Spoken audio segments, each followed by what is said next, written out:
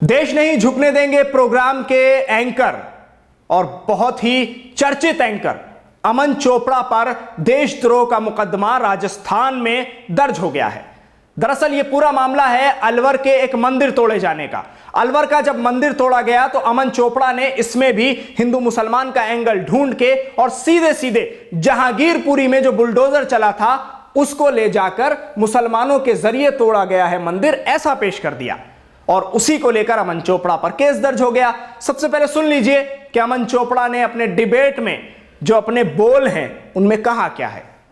जहांगीरपुरी वाला बदला, महादेव पर हमला। ध्यान से सुनिए जो बता रहा हूं, तो मैं कह रहा हूं फिर से रिपीट करूंगा, बहुत ध्यान से सुनिएगा। जहांगीरपुरी वाला बदला, महादेव पर हमला। सोचिए अगर ऐसा नहीं है तो ये क्या इतना बड़ा इत्तेफाक है, मतलब इतना बड़ा संयोग है कि 2 दिन पहले दिल्ली के जहांगीरपुरी में मस्जिद के गेट पर बुलडोजर चला, 2 दिन पहले, और आज राजस्थान के अलवर में 3 मंदिर तोड़ डाले गए। एक मंदिर तो 300 साल पुराना था।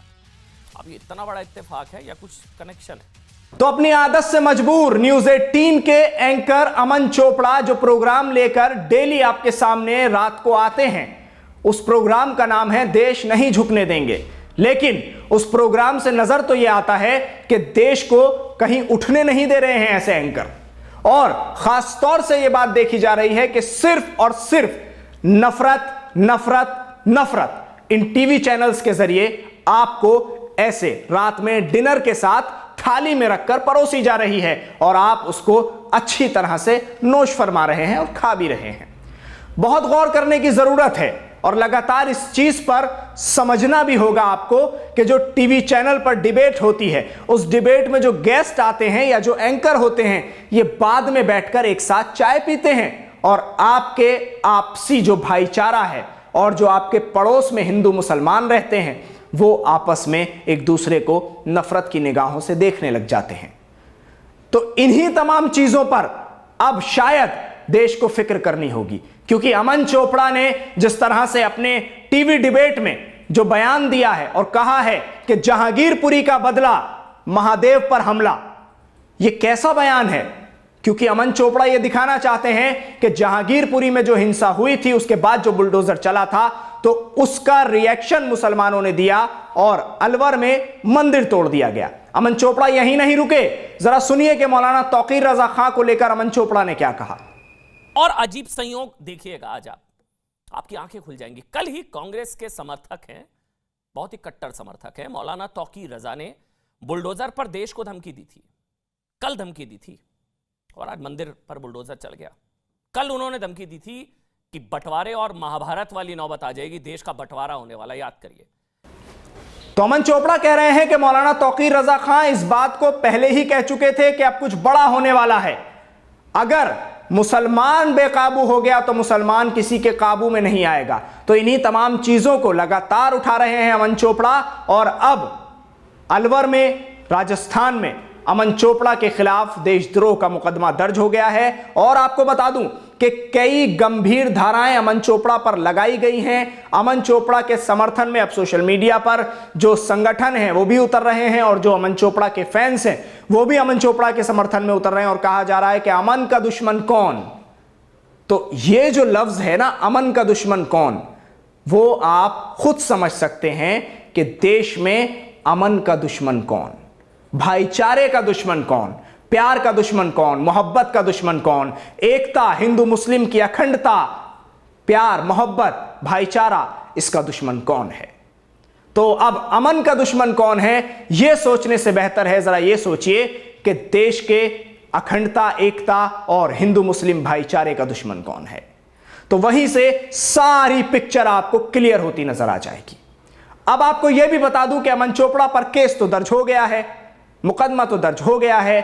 अब क्या अमन चोपड़ा, जबकि इतनी गंभीर धाराएं उन पर लगाई गई हैं, देशद्रोह का मुकदमा भी लगाया गया है और कई गंभीर धाराएं लगाई गई हैं, आपस का जो भाईचारा है उसको तोड़ने की धाराएं लगाई गई हैं, धार्मिक उन्माद फैलाने की धाराएं लगाई गई हैं, हिंदू मुस्लिम एकता को खतरा बताया गया है, देश की सद्भाव को खतरा बताया गया है। तो ये तमाम जो धाराएं हैं, यानी एक बड़ी एफआईआर है जिसको दर्ज कर लिया गया है। तो अब देखना यह होगा कि क्या कोई टीम निकलेगी और अमन चोपड़ा को गिरफ्तार करेगी और अमन चोपड़ा जेल की सलाखों के पीछे होंगे।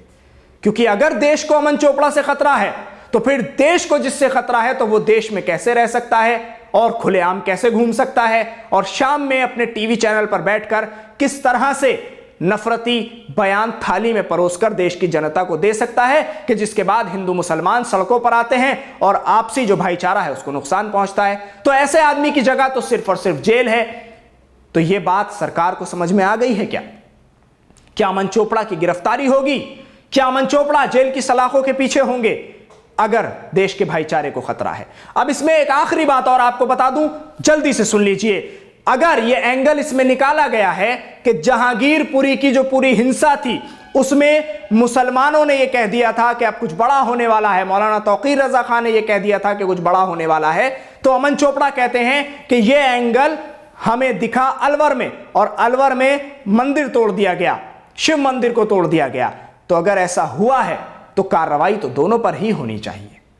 जिन्होंने यहां किया उन पर भी कार्रवाई होनी चाहिए, जिन्होंने वहां किया उन पर भी कार्रवाई होनी चाहिए। अगर मुसलमानों ने मंदिर तोड़ा तो मुसलमानों को भी सख्त से सख्त सजा मिलनी चाहिए। और अगर हिंदुओं ने मस्जिद के बाहर आकर नारे लगाए और मस्जिद पर भगवा झंडा लगाने की कोशिश की तो हिंदूवादी संगठनों को भी सजा मिलनी चाहिए। देश में सजा दोनों के लिए बराबर होनी चाहिए, किसी के लिए कम या ज्यादा नहीं। जांच के आधार पर, तथ्यों के आधार पर कोई भी हो, अगर मंदिर को कोई नुकसान पहुंचाता है तो वो भी सजा का हकदार है, और मस्जिद को कोई नुकसान पहुंचाता है तो वो भी सजा का हकदार है। लेकिन अमन चोपड़ा को यह देखना होगा कि दोहरी निगाह से नहीं बल्कि एक ही नजर से सबको देखा जाए तो बहुत अच्छा होता है। मगर यह बात समझ में नहीं आ रही है। शायद अब एक केस लग गया है और देशद्रोह का मुकदमा भी लग गया है, तो अब यह बात समझ में आ जाए और देश नहीं झुकने देंगे का प्रोग्राम अपने उसी अंदाज में जिस तरह से चलता है उसमें ना चलकर प्यार, मोहब्बत, भाईचारा, एकता, अखंडता के लिए आगे बढ़े और देश में किस तरह से तरक्की की राहें खुलेंगी उस पर भी बात की जाए। सिर्फ हिंदू मुस्लिम नहीं, बल्कि देश किस तरह से आगे बढ़ेगा, असल में देश को नहीं झुकने देंगे, इस पर बात की जाए।